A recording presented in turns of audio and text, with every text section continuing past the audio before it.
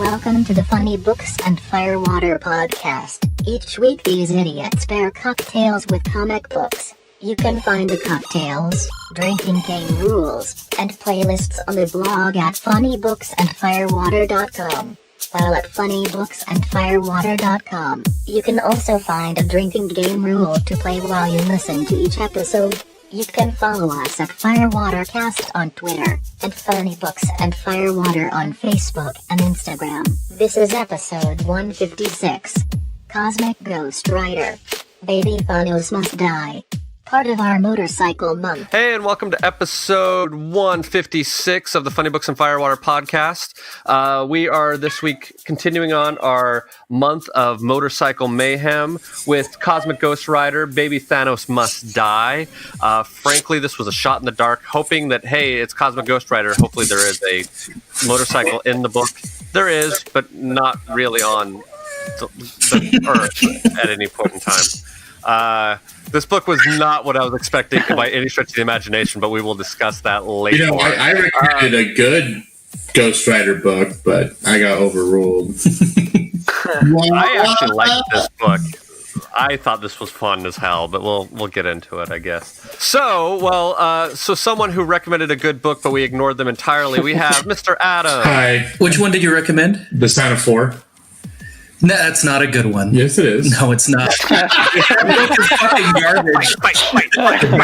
Fight. Yeah. That was amazing. What are you talking about? Oh, I thought it was hot garbage. Yeah.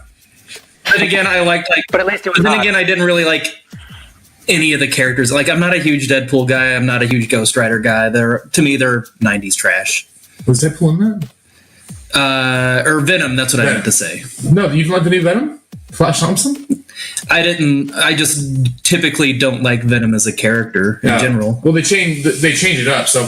Oh, I know. Yeah. I read it. Oh, well, you're wrong. That's right. I am much too tired to fight. He's hopped up on sugar right now, so that's not going to happen. And I'm getting more hopped up on sugar. But yeah, I do this, and I also do Cinema Queens with our good friend Chris. Hey, Chris. And yeah, that's about it. Okay. No, we haven't gotten to your introduction yet. It's coming. Well, you know what? She's making herself known. We should have done ladies first. My apologies. We have making a special appearance in the background, Aria. Hi, Aria. And now she's going to be quiet. And now she's being quiet for a moment. Yeah, so this is Aria, my little companion for the evening. Oh, see, there you are. There she is. Hi, Aria. She didn't like the book either. See, she already has opinions as well. And as her emotional support person, I'm top. I'm top. You're her emotional support animal. I am the emotional support human for her. Okay. So, yeah. Well, Todd, tell us about yourself. Well, I'm here on this podcast. Sometimes I do another one. And you'll find me here in Salt Lake having a good time with all y'all. Okay. And the baby. And baby. So really what this is 5 men and a baby. That's what the show exactly is. what it is. Well, baby free in Hollywood, we have Mr. Jason. I don't know about baby free. I've got my cat Bruce here. He's going to be quiet too, though. Hi, I'm Jason. I'm an unemployed writer in Los Angeles, and I'm just going to continue reminding you to support the WGA as it looks more and more likely that their conflict with the agents will end in a major shakeup. Ooh, okay. Yeah. Awesome. And then, of course, also hanging out with Aria, we have Mr. Maya. Hi, Mr. Maya. Hi, I'm Maya. I'm here in Salt Lake. You can catch me on this podcast, obviously, because you're already listening to this podcast. You can also catch me sometimes wrestling for UCW Zero.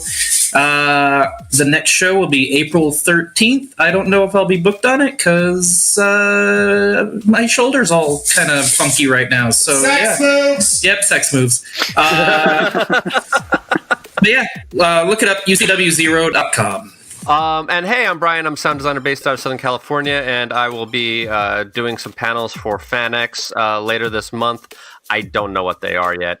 Hopefully I get them in a timely enough manner that I can actually announce them before they come out. Normally, I think they say about a month in advance, so we're getting close. So hopefully I'll get that information here in the near future. Yeah, and then I'm doing some summer theater this summer, like I always do. So, is Mr. Todd still there, or did he run? Oh, well, he's here. Okay, I didn't know if he had to run away with the baby or not. But before we get into that, so what we have here is, and correct me if I'm wrong, so Frank Castle, a.k.a. the Punisher, has, through various means, died and become the Cosmic Ghost Rider, and he is become the herald for Galactus. Am I correct on there so far? Yeah, that was all in the Thanos Wins arc by Donny Cates. And then this is a continuation of that, where Cosmic Ghost Rider basically decides that he is going to go back in time, find baby Thanos, and kill him before he can become a mass murdering fuckhead. So basically, it's the whole big old "would you kill Hitler, baby Hitler" kind of thing. That's the big question of this book. But Mr. Todd, what is the myification of this book? Absolutely bonkers. I think that's fair. Yep. Well, it sounds like some of us are going to need some alcohol to go along with it, but let's jump into some drinking games. Mr. Adam, what is your drinking game rule? So mine is called Curses. Every time they bleep out a swear word. Mr. Jason.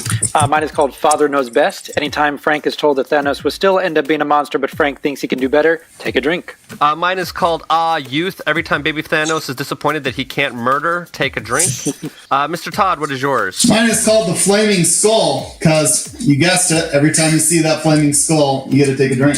You're my mean. God. Yeah. Jesus. Also, Okay. I'm actually just jealous. I didn't think of that.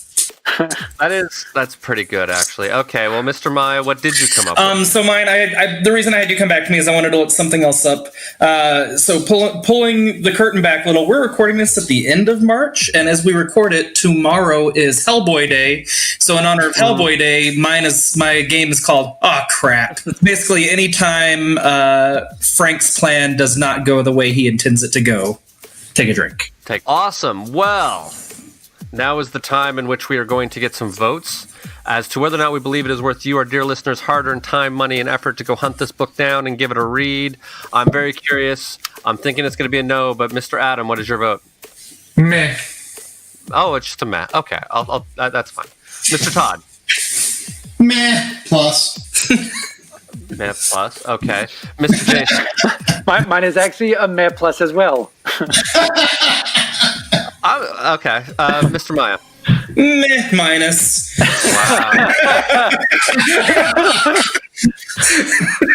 I actually kind of liked this book. I thought it was fun and weird. It was not what I was expecting in the least. It sort of has a similar sense of humor for me to some of the Deadpool stuff that I like, not the stuff that we've read on the show, to be fair. Well, because that was a pile of hard garbage. And that's why I'm a meh, because it reminds me of a bunch of the Deadpool stuff I don't like. And honestly, I was halfway expecting Manny Bothands to show up. That is pure genius, said in the great words of a great man. It's true. Manny Bothands is pure genius. It's I true. remember Wearing that. t-shirts. Manny Bothands died first. Confucius say. Okay. Well, I guess we're going to get some meh sort of songs to go along with the meh sort of book. Mr. Todd, what is your song for the playlist? Magic Carpet Ride. Okay. What, by Steppenwolf? Yep, that's the one. Did you not know that? Did I just help you out with that? I thought it was that, but I didn't want to be wrong. So I just let you fill it in. Okay. Sounds good. I'm also going to go with a semi-classic rock song. I'm doing Kickstart My Heart by Motley Crue. Mr. Jason, what is your song for the playlist? Father of Mine by Everclear. Have I ever told you my Everclear story? No, but go ahead. So Todd and I went and saw them when that album came out. And correct me if I'm wrong, Todd. Opened for them. That's true. And Redman from the Wu-Tang Clan. Yeah. Wu-Tangs. And who was the one band that... no. Soul Coughing. Soul Coughing, that's right. That was the band that I actually liked that opened for them. But they were fucking awful. And so about 10 years later, am I wrong, Todd? Everclear was terrible. They really were I terrible. would rather have watched another set of DJ Spooky and Redman. Yeah. So 10 years later, I ended up getting free tickets to go see Everclear, and I thought, well, I'm not paying for this. Let's see if they've gotten any better. They now had like 12 people in their band, and they were, if not more atrocious, just as atrocious. Oh, wow. I only lasted about 3 songs and walked out. Like, I couldn't 12 do it. people? Who the fuck are they? Slipknot? That was like, they had all these extra guitarists and shit like that. And the funny thing is, there were almost more people on stage than there were in the audience. Like, it was sad. It was really sad. I'm like, no wonder I got free tickets. Like, they could not give them away. Like, literally could not give them away. They were... Well, I actually have a drinking game for anytime you listen to them or see them live. Take a drink anytime the lead singer goes, yeah. Because it's multiple times every single one of their fucking songs. The most evil drinking game rule that I've come up with in the history of whatever is if you go to Disney California Adventure and you watch the Frozen musical and you take a drink every time they say either Anna or Elsa, you will be fucked up. I'll pass. Yeah. Okay, so Mr. Where's your spreadsheet? Maya. Yes, that's me. Itchy scratch. What is your playlist song? My playlist song is "The Kids Aren't All Right" by The Offspring. Okay, they were much better live in concert. From my memory. When he saw them in the Americana tour. Yeah, that tour actually. That song's on that album. Yeah, I've seen them. Yeah, it was Americana, and then the other time, I've seen them twice with you. Was both times with you? No, I've only seen him once, so it wasn't with me. But that one was epic. You were cheating on me, you bastard. Yes, it's how I grow. So, but no, the Americana was great. But Brian and I saw him with what was it, Filter and. Nope, I wasn't at that show. I saw them with Mighty Mighty Boss. And The Living End. Yes, that was a great show. That is a band more people need to love because that band's fantastic. Yes, The Living End is fantastic. But yeah, it was a great show. Keep going. Okay, Mr. Adam, what is your songs playlist? Mine is "Back in Time" by Huey Lewis and the News. Nice, well played. Well, cool. Do we have any final warnings other than meh about this book before people go into reading it? Skip ahead to our drink recipes, make them, and then come back and. Or maybe what we'll do is we'll do the cocktail recipes first, and then do the plot summary and continue on with the show. Yeah, I've always wondered why we didn't do that. Well, you want to do that? We can do Let's that. do it. Okay, we're gonna flip the script on this. We're gonna try this out. So we're gonna do cocktails when we get back from a little break. So we're gonna take a break here, play a ad from one of our fellow Hello Sweetie podcast partners. I don't remember. It's one that you should listen to. And then we will give you some cocktails to drink while you listen to this episode and potentially read the book. And actually, no. This makes more sense. If you're going to have a cocktail while you're actually listening to it, we should do the cocktails before the break so that way you can go and listen to it. Okay, let's do that then. Okay, so let's jump into cocktails. Okay, so we'll go. Todd, your last person I heard. What's your cocktail? Mine's going to be calling the Flaming Skull. So what this has is 1 ounce of a coffee liqueur, 1 ounce of Sambuca, 1 ounce of blue curacao, 1 ounce of Irish cream. Cream. Is that like Chris Pratt? That is. And then you need a sippy cylinder as well. So in a cocktail glass, go ahead and add the coffee liqueur, layer the Sambuca carefully on top. Then in separate shot glasses, you want to add your blue curacao and Irish cream and put it off to the side. You light the Sambuca on fire, quickly and carefully drink the coffee liqueur and Sambuca with a straw. Add the Irish cream and blue curacao, which should put out any flames. Keep drinking until it's all gone. That sounds complicated. You should make that drink first. It does sound really complicated.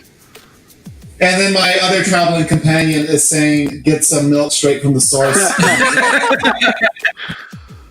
Cool. Mr. Jason, what's your cocktail for this week? Mine is in keeping with my theme. It's Not Your Father's Root Beer Float. So you want to start with 1 ounce of Fireball whiskey, 1 ounce of spiced rum, some vanilla ice cream, Not Your Father's Root Beer, and then for garnish, if you like, you can make some rum-chata whipped cream with heavy whipped cream, chocolate sprinkles and a cherry, and some horchata, of course. So take the spiced rum and Fireball, pour that into a base of a pint glass, add 3 to 5 scoops of vanilla ice cream, top it with the root beer, and actually insert the bottle into the glass. You want to do this before the root beer actually gets too high, so it just levels off within the glass and the bottle itself. And then make the whipped cream by pouring the heavy whipped cream and the rum chata together. The video I saw recommended 2 ounces of rum chata and an indiscriminate amount of heavy whipping cream, so I would say maybe like a cup and a half. I'm not sure, honestly. So whip that up until it gets firm, and then top your root beer float with the rum chata cream, and then garnish with the cherry and the chocolate sprinkles. If you hadn't been talking so fast, it was a perfect. That's what. Oh she yeah, said, I blocked out everything once you said whip and firm and top. Yeah, whip it up until it gets firm, and that's what she said. Oh, I can't get that in there. How much? You want me to talk slower next time? No, I mean, only if you're aware of whip it. There you go. Whip it till it gets hard. Sorry, Adam, you were saying something before we went off on a tangent. How much rum chata is in that? 2 ounces. Maybe 2 cups then of whipping cream. Okay, cool. Well, Mr. Adam, since you're adding your sage-like advice to our cocktails, what is your cocktail? Mine is called the Heart of Thanos. So you take 1 ounce of apple brandy or vodka, whichever you prefer, 1 teaspoon of grenadine, 2 ounces of Vanique, which is that purple, like, swirly liquor you can buy at the store. There also is a recipe to make your own, but I was like, fuck it. You add apple liqueur and the Vanique to a shaker filled with ice. Shake the shit out of it. You strain that into a chilled martini glass, and you slowly pour the grenadine on the side so it oozes down the glass and collects on the bottom like blood. Ooze. So mine is based on the Ghost Rider's secret special power of the Penance Stare.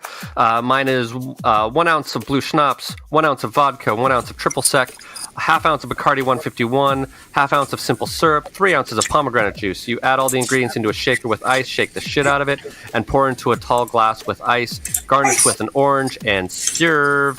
And Mr. Maya, what is your cocktail? So mine, I'm calling it, and one for the kid.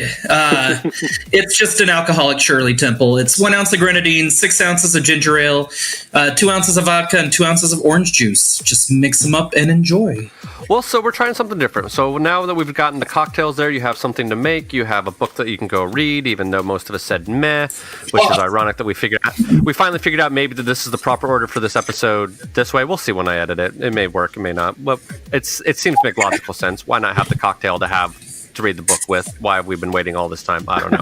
But you have some music, you have some cocktails, have a nice little afternoon, read this goofy little book, and then when you come back, we're going to spoil the living shit out of it, and we'll discuss all sorts of little weird little details of this, and probably go off on a few rants, because that's what we do.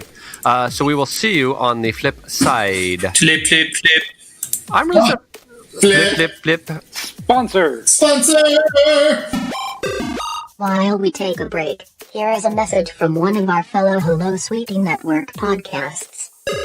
Hi, everybody. This is Matt. And I'm Trevor. We're the co-hosts of the Nighthawks podcast, a movie podcast for people who like to stay up late. We've just joined the Hello Sweetie Podcast Network, expanding our podcast empire and bringing the world to its knees. Take a seat in the Nighthawks diner with us. We're going to talk to you about movies. We've got new movies, old movies, movies we love, movies nobody loves. You can find us on Stitcher, iTunes, and at nighthawkspodcast.com. Hey, that was pretty good. Do you think they'll listen? The good ones always do. I was just going to say, I'm sort of surprised it took this long for us to think, oh, hey, we should put the cocktails in here. I don't know why it always sort of felt like putting them in toward the end. I wanted to ask a couple of times, but I felt like you had a reason for doing it this way, so I didn't want to. That's why we keep chasing around. No, because here's the other thing. The nice thing about this is that normally I do a lot of typing and stuff like that, and I'm always prepared to write down all the reports and stuff, all the stuff. Now I don't have to worry about writing anything down until we get to final grade, so it actually eases up my day quite a bit because I get front load all of the data mining of everybody's ideas. So for me, it's fine. Okay, cool. So, well, who wants to do the summary? I didn't really feel I don't think it's okay. So it's you. I did like it. I thought it was fun and goofy. It's not overly deep. I'm not going to go into a whole ton of detail about this. Just because I don't see the need to go into a whole ton of detail about this. So we've already discussed how Frank Castle is the Ghost Rider with the flaming skull. He decides that he's going to go get baby Thanos. He then realizes he can't kill baby Thanos because baby Thanos isn't evil yet. Then he takes baby Thanos, straps him to him. He goes and meets up with his good old buddy Galactus. There are some evil space sharks that show up because it's random as hell and kind of fun, but whatever. So basically, he goes through this whole thing trying to decide. Oh, the Watcher shows up. What ends up happening is that Thanos, instead of he doesn't kill Thanos, he ends up raising Thanos, and Thanos ends up becoming this dictator and has this whole little town where everyone's oppressed, but they are following the rules of Thanos. And then that's where you have superheroes that rise up to try to keep coming back and trying to kill Frank Castle and kill Thanos as a baby. And so basically, it's just it's a superhero version of would you go back in time and kill baby Hitler? That's basically what this book is. Did I miss really anything pivotal in there? No, that's Do you want to talk about what happens afterwards in Thanos Legacy? I don't know what happens afterwards in Thanos Legacy. Does somebody want to enlighten me? Did you not read it? Oh, is it? Oh, the last issue? Well, the last few things, yeah. Oh, sorry. I thought you meant there's a longer, bigger piece. No, not that. Just, yeah. Okay. Well, it's been a few days since I read this, so someone remind me what's going on with that. I just heard Brian saying there's a longer, bigger piece. That's what she said. A longer, bigger piece. The only parts that really stand out are Thanos telling Mephisto to leave Frank Castle alone, and then Gamora appears and kills Thanos, and then this was news to me. I didn't know that Thanos had a brother. His brother is the Bill Cosby of the Marvel Universe. Oh. Yeah, his name is Star Fox, and his power is basically the power of pheromones. He basically fucks everything that moves. Got it. Okay. That is so awkward with a baby coup right before you say that. It's just okay, so who was the Mev Minus? That was me. Okay, so why don't we start out with you? What are your thoughts, sir? So I've read other things by Donny Cates, and this is the first thing. Oh, yeah, we read God Country by him on the show, which was, I think, pretty impressive. Yeah, he did Doctor Strange for Marvel and that Thanos story arc, and everything else I've read of his, I've ranged from either really liking or just kind of like, or not disliking. This was the first thing that I was like, this doesn't really jive with me. I don't know. I just didn't like it. It reminded me of the kind, like I said earlier, the kind of Deadpool stories that I don't like, which is really hard to describe. It's just more of like how this book feels. I don't know. And that being said, like Ghost Rider and Punisher have never really been my favorite characters. So when you combine the two into one character, it's not really something I'm into. So yeah. It might have been doomed from the get-go as far as I was concerned, but I just didn't really care for it. And that's not to say there were moments I liked, but overall I didn't hate it. I just thought it was underwhelming. Well, I could totally see this as an elevator pitch, and then says, "Great, do that," and he's like, "Great," and he sits down to write, and he's like, "Well, the elevator pitch is great, but how much more is there?"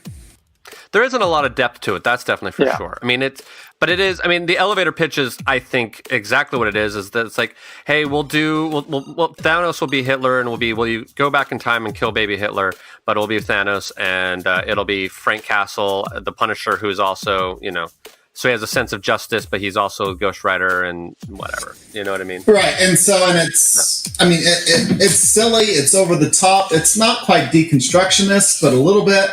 And it's just seems, oh, look, I'm poking fun at the very thing that I love. And don't you still love it, even though I'm kind of poking fun at it? And I don't really. Yeah, I mean, I get it. The thing, too, though, is that I've noticed that I have a different taste in Deadpool than Maya and Adam do.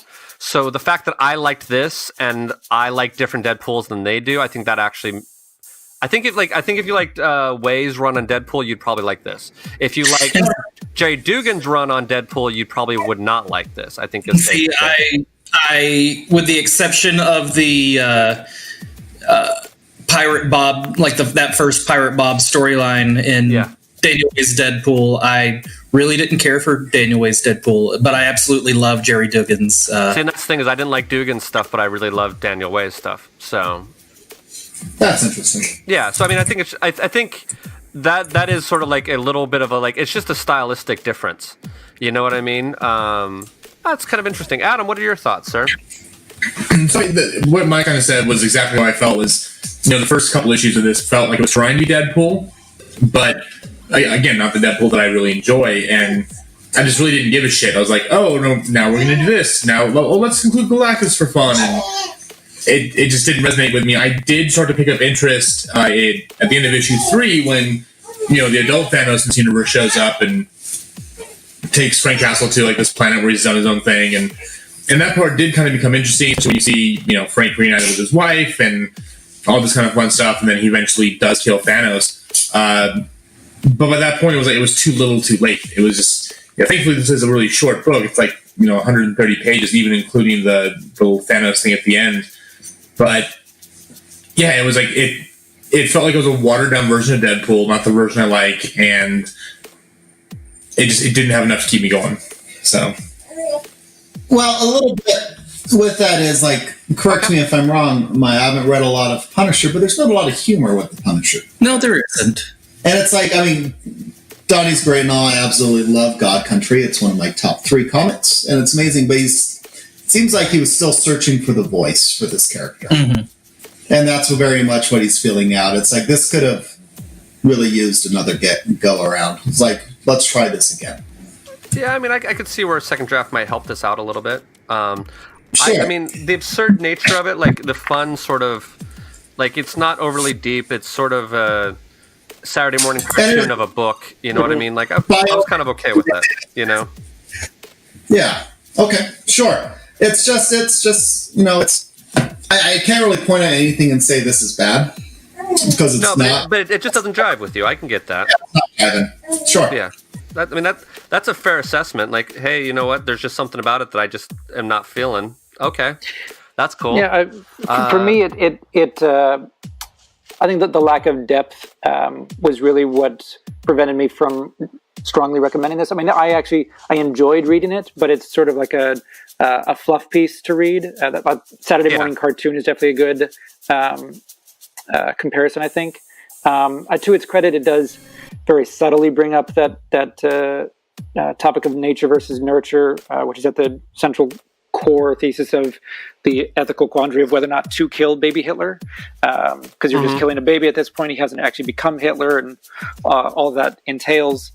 And it doesn't really come down too hard on either side. But maybe it just says it's obviously both. He's still going to be the Mad Titan who just punishes people because that's what he does. Although he actually kind of makes more of a clear distinction in who deserves peace and who deserves punishment in this one than in other Thanos stories, unless I'm mistaken. No, Baby Thanos is a lot of fun. I will give it that. And while this may not be the actual language that the Punisher normally uses, I did enjoy the rift between Baby Thanos and Frank Castle. Baby Thanos getting disappointed by not being able to kill people, I thought was awesome. Yes, agreed. I mean, there's something very endearing about that. Yes, in a very weird way, yeah.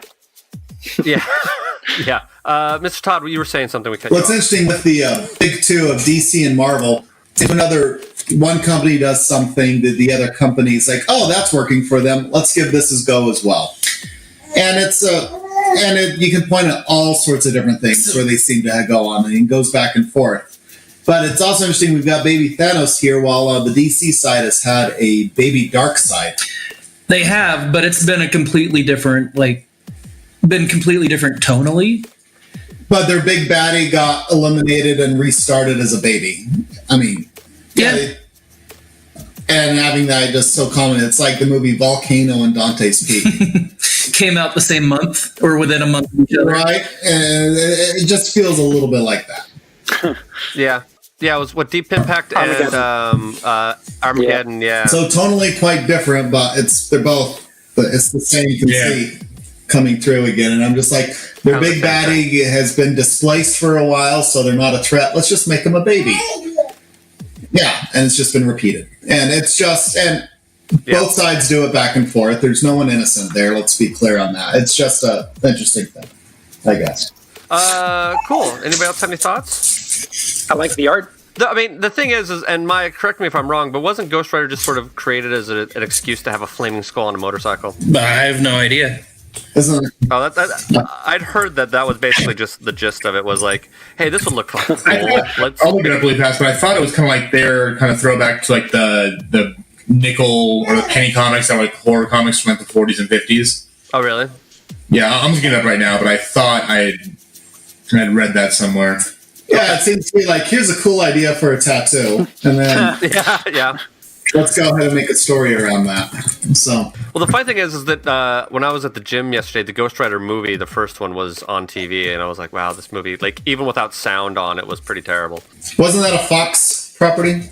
Sony. Probably. Sony. Oh, it was Sony. All right. There you go. So you're not going to see the Ghost Rider in the Disney parade anytime soon? Is that what you're telling me? No, I thought Ghost Rider reverted back to Disney. Disney has it now, but those 2 movies were done by Sony. Oh, gotcha. All right. Sure.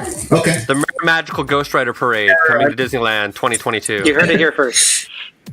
I'm waiting for Mr. Adam to come up with details and make us all sound. No, it's not really saying where his origin was. It's just saying like the origin of the living character, like Blaze and everything else. But it doesn't say specifically why they came up with this idea of Ghost Rider. So It wasn't a buyout or anything like that either. That's not that I'm seeing. No. All right. So because it might have been that's not necessarily a bad thing. Like Transformers was totally here's a toy backstory. Like He-Man was of similar things. So it's like, hey, we've got this toy idea. Now let's make up a backstory so we can sell this toy. And you can totally flesh that out and make something awesome of it. Yeah. But it's... Well, I mean, they had a writer from Marvel Comics write up all the backstory for G.I. Joe. Uh-huh. Yeah, Larry Hama. Yeah. I learned that from The Toys That Made Us on Netflix. The Toys That Made Us. Well, I was going through it, but if you were to ask someone, what is is there a defining comic of like, oh, I'm interested in Ghost Rider, what should I read? Is there ones like, oh, you gotta read this? No.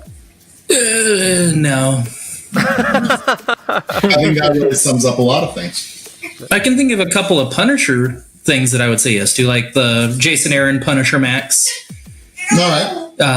Garth Ennis had a great run, I understand. Garth Ennis. Rick Remender did some stuff that I liked, which actually leads into one of my recommendations later, but I'll save that. Okay. All right. Does anybody have any other thoughts? Read God Country. Read God Country, or even Redneck is actually pretty fun as well. But yeah, Redneck is good. Or Doctor Strange Damnation. I've been really enjoying Baby Teeth, so that one's good too by Donny Cates. That's on the Aftershock Comics Company label. Okay. They're the same people that were doing Animosity. Oh, gotcha. Okay. The Aftershocker. The Aftershocker. Cool. Well, I got nothing. So should we go into grades? Sure. Let's do it. Do it. Okay. So for self-contained, what is your grade, Mr. Adam? Like a B. I mean, you get the story from beginning to end. It's kind of an alternate timeline, anyways, and so it does wrap up. But yeah. Does it make you want to read more? No. Does it make you wonder what's next? No. All right. Mr. Todd, what's your vote of your grade for self? I think you just heard it. Yeah. Okay, Mr. Maya. I'm at a C. It does tell you everything you need to know, but read Thanos Wins instead. It's a much better story. Mr. Jason. I'm at a B. Okay, and I'm also at a B. I think it. I also like Thanos Rising. Yeah, you do.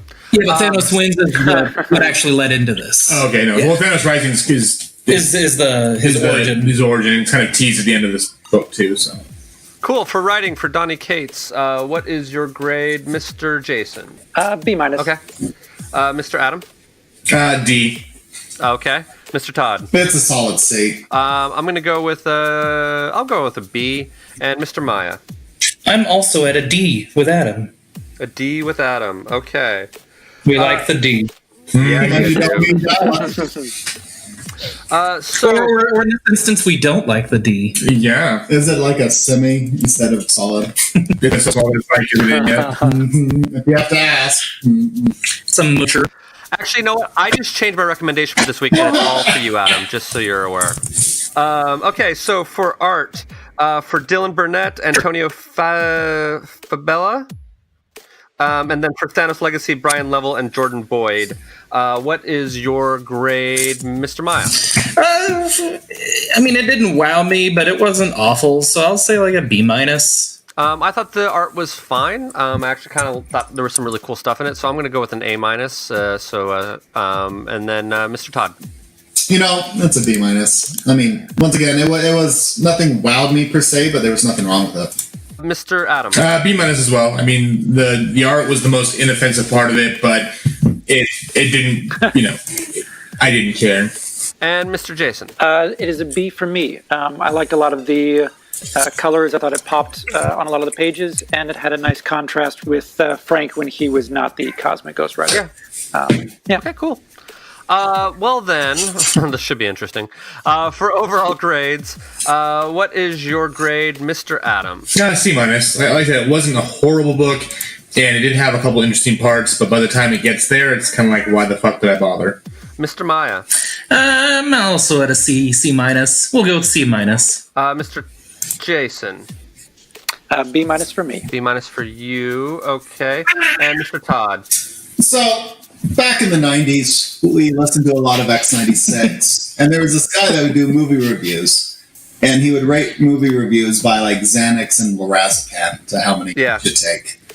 This is 3 lorazepam. But if you're to get it a letter so that you can actually get our GPA. Hey, you're ruining the fun for me.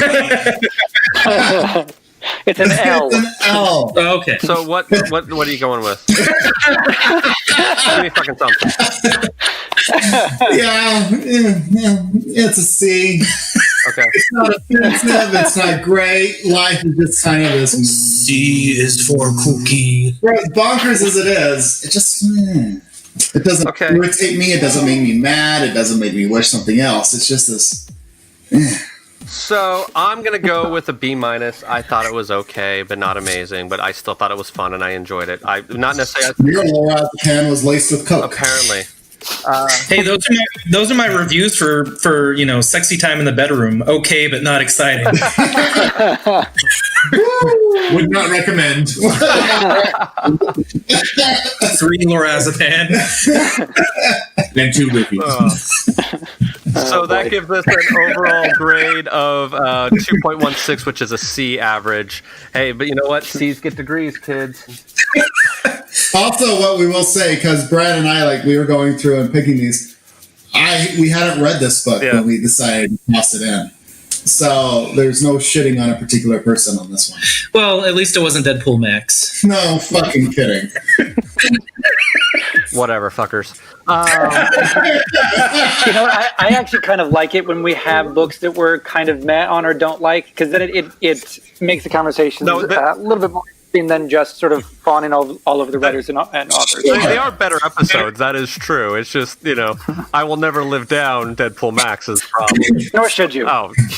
Well, no, and we've mentioned this multiple times before, and our friend Jimmy said it. He's like, I would rather something be amazing or be a piece of shit than just a meh. Because we've had some piece of shit books, yeah, we have. And those are the episodes, because those are the ones I don't think, as much as we didn't like Deadpool Max, I don't think we will ever top Boba Book. No, we won't. See, I wasn't here for that, so nothing will ever top Deadpool Max. I can lend you a copy. I'm good. I burned mine. I can go grab a knife so you can slit my wrist instead.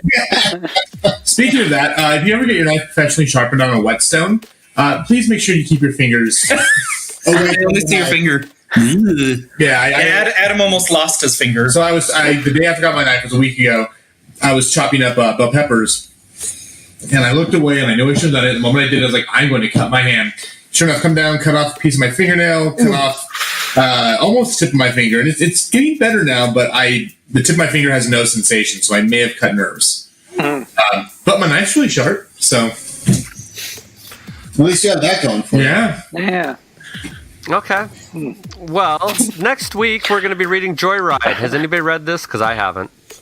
I hadn't even heard of it until you mentioned it. Todd, have you read it? Yeah, I've read it. Okay, what's the story right about? Motorcycles. Mercenaries and space. There's space motorbikes involved. Okay. It's kind of fun. Mercenaries and motorcycles. And then the week after that, just to give you a heads up is where we're going. We're going to have Gotham City Garage and then Akira.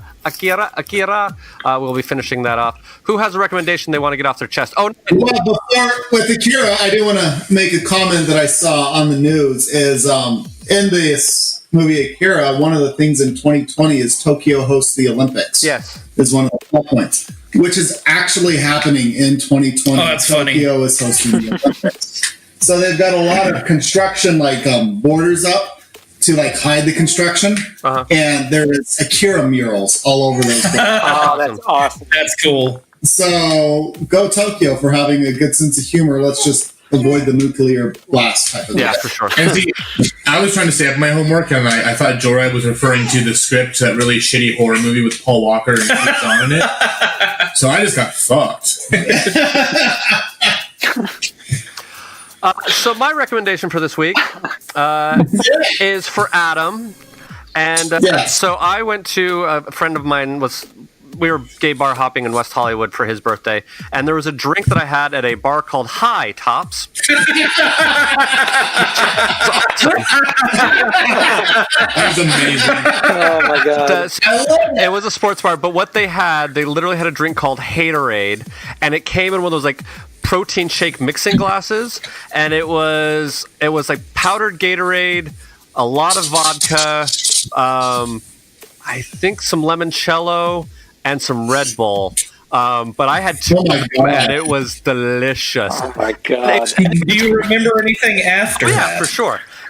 And you also get to take the glass home with you. So it was pretty fun. I enjoyed it. So, but Adam, I'm recommending Haterade in your honor.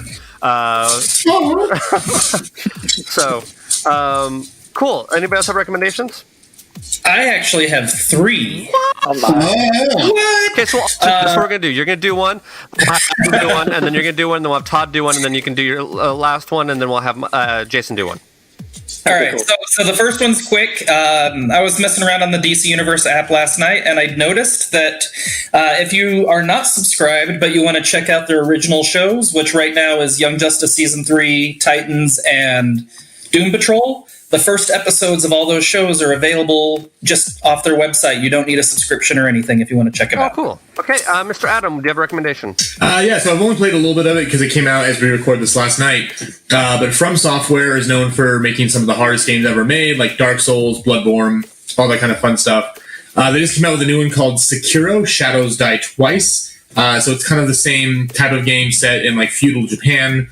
But the cool thing with this, it actually turns the whole way you're used to playing on its head, makes you be more aggressive in battles and aggressive. Be aggressive. Aggressive. Because the way you've been kind of taught to play is, with Dark Souls, you run in, you swipe 2 or 3 times, and you dodge away. Well, this one, the way you fight guys is that you have to basically fill up this meter, and when you do the full meter, then it breaks them, and you can do like a big attack that'll do damage to them. So if you play the original way, you're never going to get anywhere because the meter will never fill up and you'll just be fucked. So it really makes you rethink how you play. The game's gorgeous. It looks great in 4K. And it's so far a ton of fun. I mean, I've died a bunch, but, aside from that, it's fun. At least they're not the fuckheads that made Cuphead. Was it like Bloodborne? When you got Bloodborne, which I started referring to as Adam makes up new curse words the game? Well, because I could hear you from the other room and you were saying shit that I have never heard you say before. the problem with games is that I got into them not knowing how to play. Because I'm used to I also haven't played Devil May Cry 5, which is also amazing. And that's hack and slash, run in, do stuff. There is an actual tactic to Bloodborne and Dark Souls that I did not understand until about 6 months ago. And now that I've done that, I'm having to unlearn all my muscle memory to learn how to play this new one because it doesn't work. But it's still fun. Mr. Maya, what is your next recommendation? So my second one is, I'd mentioned I'm not the biggest Punisher fan. However, there's one story I liked, but it's not your typical Punisher story. It was by Rick Remender, and it's called Frankencastle. And it's basically Dakin, or Dakin, however you want to pronounce it. Gay. No, he's bi. Wolverine's son kills Frank Castle, and that was actually alluded to in this book in the beginning. And I don't remember how he comes back. I think it's like the Legion of Monsters or something. But they sew his body back together and bring him back, and he's basically a Frankenstein monster, but he's Frankencastle. Okay. And it's just a lot of fun. Cool. Mr. Todd, what is your recommendation? So there's a comic I picked up. I think there's just 2 volumes of them. It's called Near Death. Imagine you take the character of Luca Brasi from Godfather, who has a near-death experience and decides to balance the scales. So you've got this guy that decides he needs to do enough good in the world that he can't go back to hell. But he's really not, he doesn't have a lot of humor going on with him. But he's still trying to do a good thing, so he's like this scary, badass mofo, but nobody likes him because he's a scary guy, but he's trying to do good. And he's struggling, and it's not quite working. And it's really kind of interesting. Okay. I know. Okay, Mr. Maya, recommendation number 3. So number 3 is so as this episode releases, this just came out this past weekend. But I can tell you that everyone should go see Shazam. It's probably the best DC movie of the last decade. It may be my favorite DC movie ever made. I still haven't decided that yet. But it's just a lot of fun. Is it still worse than every other MCU movie? I enjoyed it more than Captain Marvel. Okay. Which I enjoyed a lot. It's just a lot of fun, and yeah, you should check it out. And it's except for maybe a couple of scary images and some light language. I mean, they're teenage kids; they say shit. I would say it's something that you could take the family to. Okay, nice. Speaking of something you take the family to, Mr. Jason, what do you have to recommend? I'm going to recommend Good Girls, the NBC show with Christina Hendricks, Mae Whitman, and Retta from Parks and Rec. I wanted to watch that. It's really, really good. Season 1 is on Netflix and Amazon, and season 2 is starting up. And its first 4 episodes, I believe, is on Hulu. Okay, but it's delightful. Very cool. Okay, does anybody else have anything else? The one thing I waited to play a bit before I was able to. I think I might have recommended it before, but I actually have some experience now. The Resident Evil board game. It's by the same guys who made the Dark Souls board game. Backed it on Kickstarter years ago. I got it. The problem is that the game is very, very dark, as Resident Evil 2 is. And there are these little door tiles that you have to use to lock zombies in and out of rooms. Well, you couldn't really see if the door was open or not. So I actually went and they did a discount for backers to get the little plastic doors that actually open and close. So then I started playing. I was like, oh, this game's way too easy. And then I realized, oh, I misread a rule. It's really cool. If you love Resident Evil 2, it plays just like the game. It's creepy. You've got all like the monsters, the lickers, the zombie dogs, the tyrants and everything. And it's really, really fun. But just beware out there because a lot of game stores have it. They're selling it for way too much money. When I backed it, I got 3 expansions for free. Mm-hmm. Each expansion is going by itself like $60. Jeez. I saw them at a couple of game shops the other day for like $20 a piece. Oh, really? Yeah. Or 20 or 30. Because when I saw it, it was about 2 weeks ago. They were going for way too much. But if you do decide to get it, if you go on Steam Forge's website, you can get the little 3D doors. Highly recommend those because it makes the game a lot not easier to play, but a lot more manageable. You can tell what's going on. Because when the zombies activate, if there's an open door between your room and the other room, they'll come at you. But if the door is closed, they'll stay where they are. And sometimes it's hard to see if the door is open or closed with what comes with the game. Okay. Gotcha. All right. Cool. Well, with that, I think that'll do it for this week. Join us next week for Joyride as we continue on our month of motorcycle madness. And till then, we will see you later. Bye. Bye.